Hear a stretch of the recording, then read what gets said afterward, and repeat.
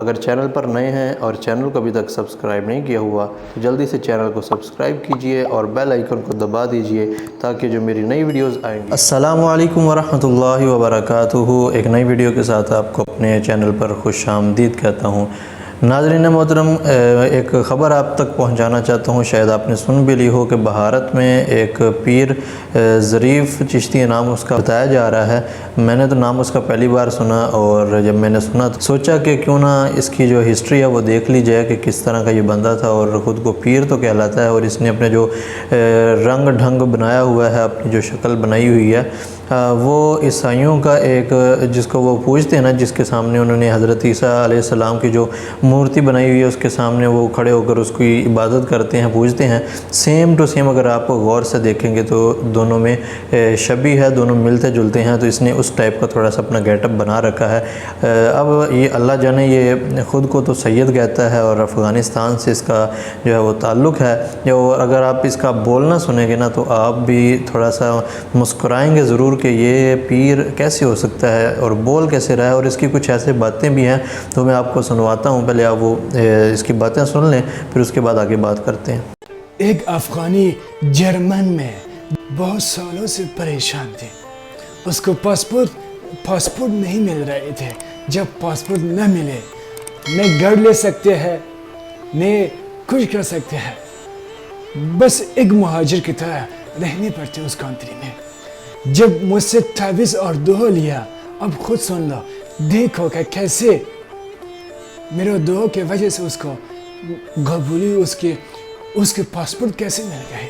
اور دوسرا، یہ ایک جوان تھی، بہت پریشان تھی، بہت سال سے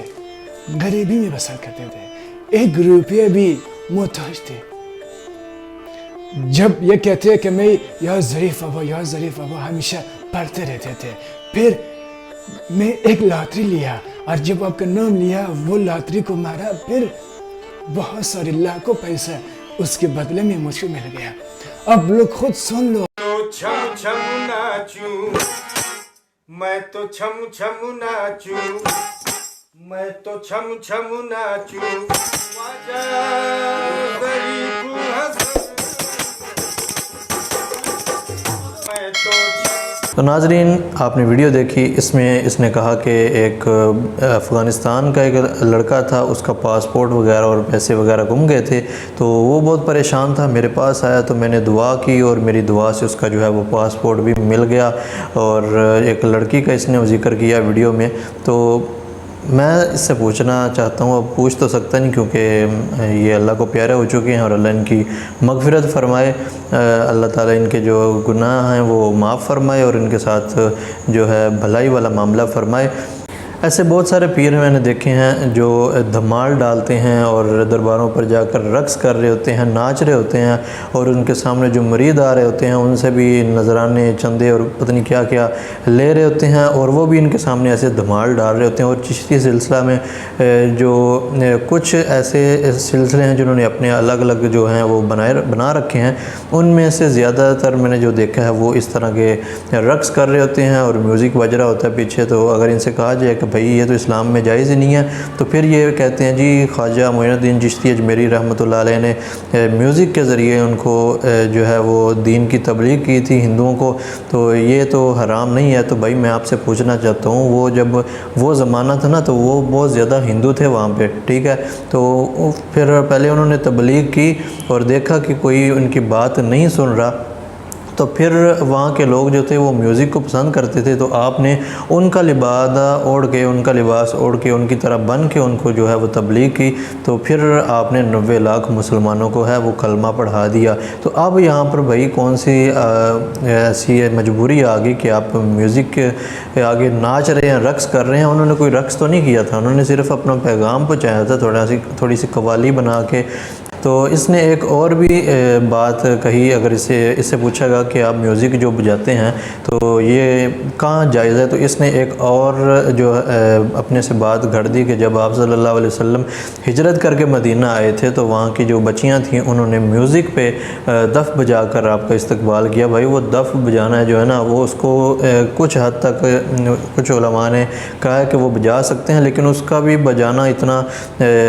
اچھا نہیں سمجھا جاتا۔ کچھ نعت خواں ہیں، اب تو وہ بہت کم ہو چکا ہے وہ دف والا جو تھا، لیکن تب جو آپ میوزک بجوا رہے ہیں نا اور آگے پیچھے گانا لگا ہوا ہے کہ میں ناچوں چھم چھم ناچوں پتہ نہیں کیا کیا،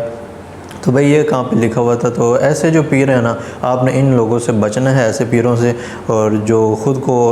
بتاتے ہیں کہ بھائی میری دعا قبول ہوتی ہے اور میں ایسا ہوں۔ جو پیر ہوتا ہے نا اصل میں وہ بتاتا نہیں ہے کہ میں نے یہ کیا تو یہ دعا کی تو یہ دعا قبول ہوگی، میں نے یہ تعویذ لکھا تو یہ ہو جائے گا۔